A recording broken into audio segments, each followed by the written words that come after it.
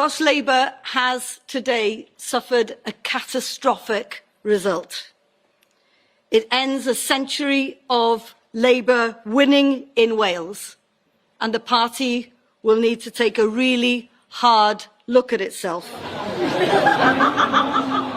Hi guys, you're welcome to Dixon's View. The Reform UK political party has taken a landslide victory as the local election result in United Kingdom is being announced.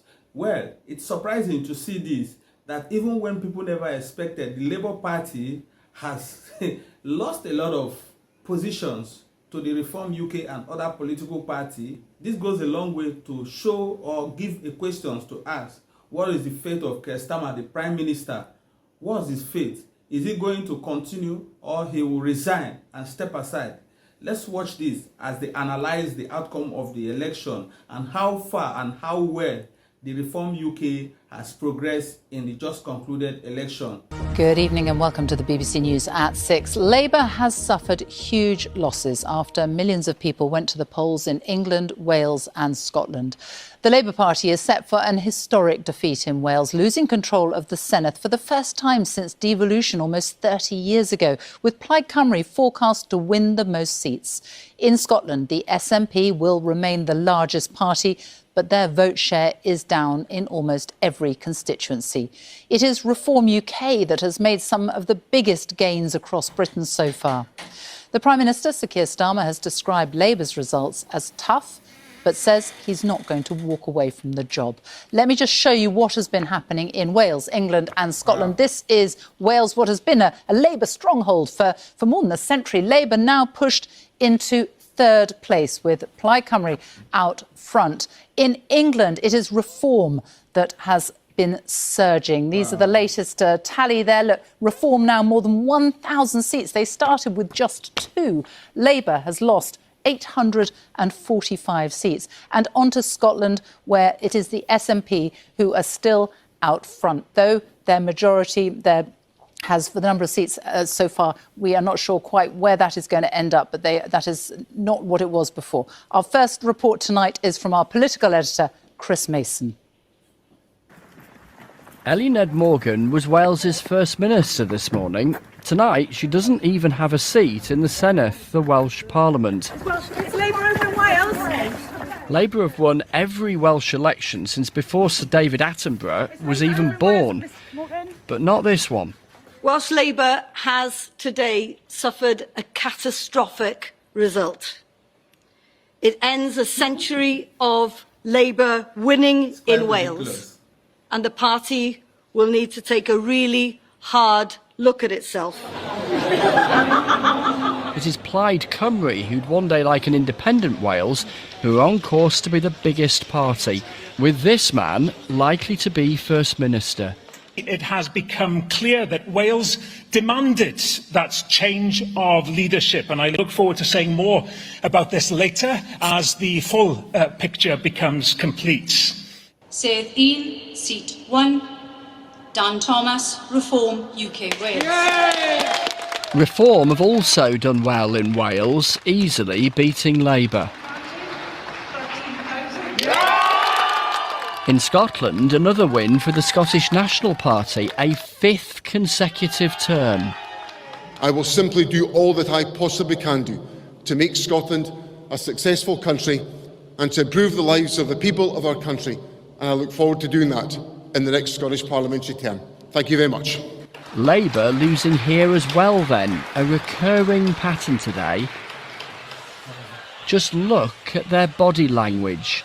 Glum, defensive, rejected. Speaking before the flurry of results this afternoon, here is the Prime Minister's take. These are really tough results. I'm not going to sugarcoat it. The voters have sent a message about the pace of change, how they want their lives improved. He actually acknowledged the whole thing, because I want to believe that the English people and the UK in general have made a statement to the government, and he has totally confirmed that with what he has said so far. If the Reform UK had repeatedly promised the people that they are going to mitigate the influx of illegal immigrants into the United Kingdom and England, that goes a long way to show why the people repeatedly, voted them across board.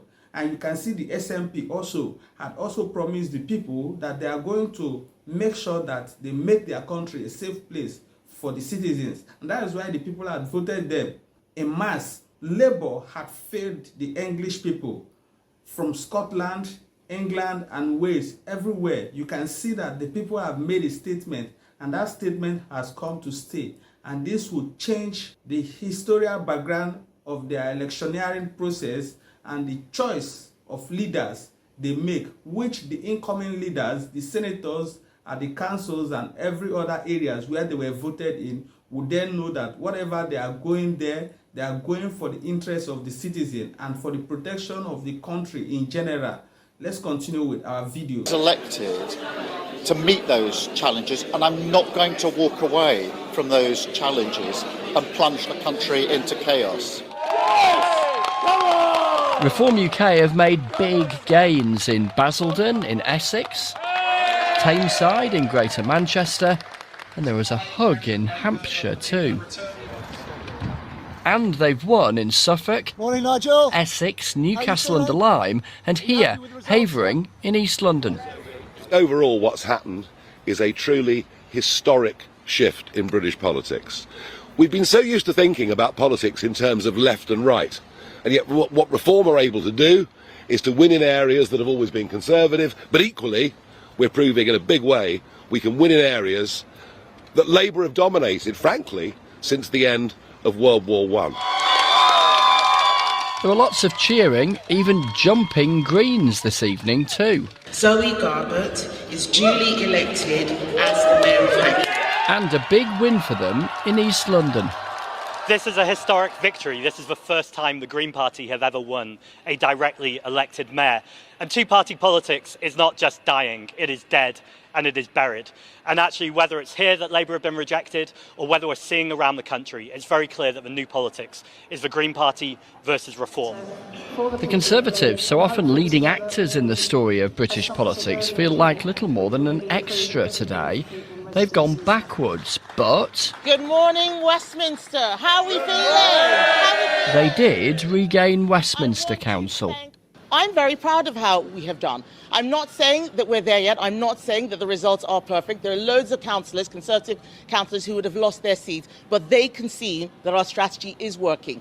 Good strategy takes time. It doesn't all happen overnight. For the Liberal Democrats, modest gains and unorthodox dance moves. They lost control in Hull, gained control in Stockport and won in Portsmouth. It's a fantastic result here in Portsmouth. The Reform threw everything at it, but we won. We've taken control of this council, and we've shown across the country that it's the Liberal Democrats who can hold off and beat Reform. What then of the Prime Minister's future? There hasn't, as yet at least, been an eruption of Labour folk demanding he goes. This Labour MP used to be in Keir Starmer's cabinet. This afternoon she said he should stay. For now. The Prime Minister is doing an absolutely exceptional job on the international stage, and it's incredibly important that he's successful in that role because our constituents' livelihoods depend upon it. But the message has been clear from the public that unless the government delivers significant and urgent change, it's clear that the Prime Minister cannot lead us into another election. The message has been passed and it is clear. It's loud enough for even the deaf to hear. The United Kingdom people have taken a stand, and this is a clear signal to Keir Starmer, the Prime Minister, to know that any attempt in failing to do what he should do to protect the citizens and the country at large will be an access way for him to exit the office he is currently occupying as the Prime Minister of England. And we hope that the authorities and those that have been elected to do the nice job, a good job for their citizens, are going to take it serious, most especially to fight against the illegal influx of migrants who are coming in to destabilize the country or to create a parallel society in the United Kingdom. We hope that policies that will be at the interest or for the interest of the ordinary people in the United Kingdom Wales, and London in general are going to be implemented so as to save and secure, at the same time improve the national security of that country. Let's know what are your thoughts as well in the comment section. Until then, see you in our next video. Bye.